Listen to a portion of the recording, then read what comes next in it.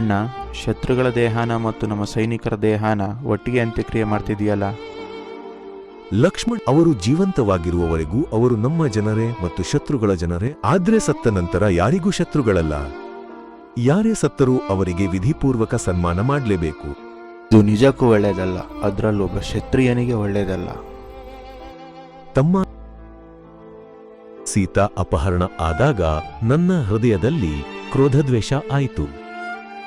ಅದಕ್ಕೋಸ್ಕರ ನಾವು ಲಂಕೆಗೆ ಬಂದು ಇಷ್ಟೆಲ್ಲ ಹೋರಾಟ ಮಾಡಿ ಸಾವು ನೋವುಗಳನ್ನ ಕಂಡಿದ್ದೀವಿ. ಜೀವನದ ಸತ್ಯ ತಿಳಿಯಲು ದೇವರು ಅವಕಾಶ ಮಾಡಿಕೊಟ್ಟಿದ್ದಾರೆ. ಅತಿ ಮುಖ್ಯವಾದುದು, ನಾವು ಒಳ್ಳೆ ಮಾನವರು, ಒಳ್ಳೆ ಕ್ಷತ್ರಿಯ ಅಲ್ಲ.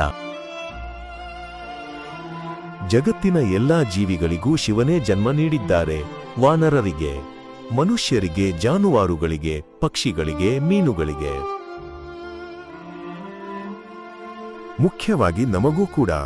ಆದ್ರೆ ನಾವು ಇಂದು ಅಜ್ಞಾನಿಗಳ ತರ ಕತ್ತಿ ಗುರಾಣಿಗಳಿಂದ ಹೊಡೆದುಕೊಂಡು ಸಾಯುತ್ತಿದ್ದೀವಿ. ಇಂದು ಯುದ್ಧ ಭೂಮಿಯಲ್ಲಿ ಸಾವು ನೋವುಗಳು ಆಗುತ್ತೆ, ಮುಂದೆಯೂ ಆಗುತ್ತಿರುತ್ತದೆ. ಒಬ್ಬ ಕ್ಷತ್ರಿಯನಾಗಿ ನಾನು ಯುದ್ಧದಲ್ಲಿ ಭಾಗವಹಿಸುತ್ತಿದ್ದೇನೆ ಅಷ್ಟೇ. ಆದ್ರೆ ಸಾವಿನ ನಂತರ ನಾನು ಪ್ರಾರ್ಥನೆ ಮಾಡ್ತೀನಿ, ಜಗತ್ತಿನಲ್ಲಿ ಪುನಃ ಯುದ್ಧ ಬರಬಾರದು ಅಂತ. ಆದ್ರೆ ಮನುಷ್ಯ ಕೋಪದಿಂದ ಶಸ್ತ್ರ ಎತ್ತಿಕೊಂಡು ಸಹೋದರರ ವಿರುದ್ಧನೇ ಯುದ್ಧ ಮಾಡ್ತಾನೆ. ಅಣ್ಣ, ಸುಂದರ ವಿಚಾರ.